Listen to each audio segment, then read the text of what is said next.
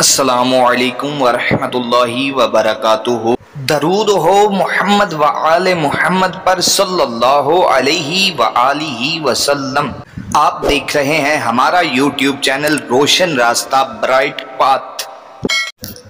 हजूर की बड़ी साहबजादी हजरत सैयदा ज़ैनब रदी अल्लाह ताला हजूर नबी अकरम सल्लल्लाहु अलैहि वसल्लम की 4 बेटियां थीं। सबसे बड़ी साहबजादी सैयदा ज़ैनब थी। आप आ रही थी, आप मक्का मुकरमा से मदीना तशरीफ ला रही थी तो रस्ते में एक शख्स ने, काफिर ने घोड़े को नेजा चबोया। जब घोड़े को नेजा चबोया तो घोड़ा तेज हो गया।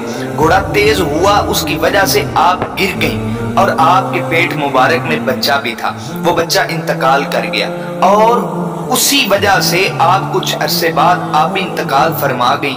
उसी जख्म की वजह से आप इंतकाल फरमा गई। मेरे नबी के सारे खानदान, सारे के सारे खानदान ने कुर्बानियां दी हैं।